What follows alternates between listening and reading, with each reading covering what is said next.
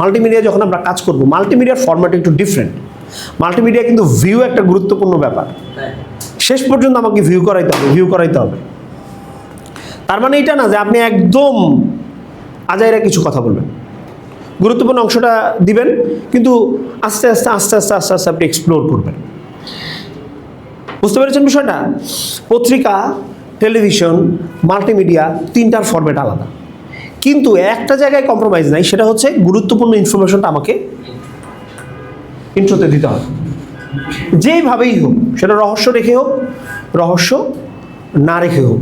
আমাকে প্রশ্ন করেছিলেন না যে কীভাবে আমি সংক্ষিপ্তভাবে তুলে ধরবো, কীভাবে আমি নির্যাসটা তুলে ধরবো। হ্যাঁ, নির্যাস তুলে ধরার ব্যাপারটা হচ্ছে এটা। আপনি খেয়াল করেন যে আপনার হারিনেস এর মধ্যে কীভাবে আপনি ইনফরমেশনটা দিচ্ছেন। বুঝে গেছে বিষয়টা? হ্যাঁ, এটা নিয়ে যখন আমরা কাজ করব তখন আরও ধারণা তৈরি হবে। আপনারা যেহেতু টেলিভিশনের কোর্স করছেন, প্রচুর পরিমাণে টেলিভিশনের নিউজ দেখতে হবে।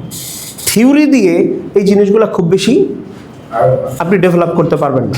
আমরা একটা ধারণাটা কেন দিলাম আপনাকে, মনে করেন আপনি এখানে কোর্স করছেন, কোনো একটা টেলিভিশন বা পত্রিকা যখন আপনি সিভি দিবেন, যখন লেখা থাকবে বিজেএম, সবাই দেখবেন যে বিজ্ঞাপনের ক্ষেত্রে লিখে দেয় কি, যে গণযোগাযোগ ও সাংবাদিকতায় ডিগ্রিধারীদের অগ্রাধিকার। কেন দেয় এটা? সাংবাদিকতা পড়লেই কি আপনার পক্ষে ভালো জার্নালিস্ট হওয়া সম্ভব? এটা কি কোনো শর্ত? রবীন্দ্রনাথ কি বাংলা সাহিত্য পড়াশোনা করে তারপরে কবিতা লেখা শুরু করছে? জার্নালিজমই কিন্তু এমন একটা বিষয় নাকি? মুভির কি কোনো সবসময় গ্রামারের মধ্যে মুভি হয়? গ্রামারের বাইরে গিয়েও কিন্তু অনেক মুভি হয়। তো পড়াশোনা করলেই আপনি খুব ভালো জার্নালিস্ট হয়ে যাবেন, খুব ভালো ফিল্ম মেকার হয়ে যাবেন, ব্যাপারটা কি এরকম? কিন্তু আপনার মধ্যে একটা বেসিক ধারণা আছে, এটা ধরে নেওয়া। আপনি যখন এরকম একটা কোর্স করছেন, যখন এই সিভিটা কোথাও দিবেন, সার্টিফিকেট দিবেন, তখন তারা ভাববে কি যে জার্নালিজমের বেসিক জিনিসটাই ভদ্রলোক জানে, উল্টাপাল্টা কোনো একটা প্যাচ লাগাবে না। আমরা এই জন্য খুব বেসিক ধারণা দেওয়ার চেষ্টা করি আপনাদেরকে, এবং এটাও খুব সহজ করে।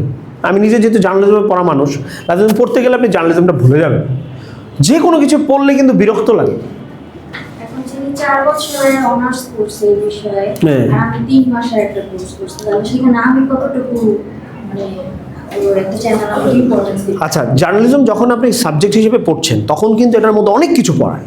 বাংলা সাহিত্য পড়াচ্ছে, ইংরেজি পড়াচ্ছে, মনে করেন অর্থনীতি পড়াচ্ছে, সমাজবিজ্ঞান পড়াচ্ছে, অনেক কিছু পড়তে হচ্ছে। কমিউনিকেশন একটা বড় বিষয়, ম্যাস কমিউনিকেশন, জার্নালিজম কিন্তু অবশ্যই 4 বছর বা 5 বছর আর 3 মাস এক হবে না, কিন্তু এই 3 মাস আপনি একটা শর্ট ধারণা নিয়ে আপনি কাজ করার উপযোগী একটা মানুষ হয়ে গেলেন। মনে করেন গতকাল আপনারা ক্লাস করেছেন, আজকে ক্লাস করেছেন, অনেক কিছু আপনাদের কাছে ক্লিয়ার না? আগে অনেক কিছু আপনারা জানতেন না, অনেক কিছু এভাবে ভাবেন নাই, অনেক কিছু ক্লিয়ার না? এরকম 24টা ক্লাস যখন হবে, আপনার প্রাইমারি একটা ধারণা কিন্তু তৈরি হবে।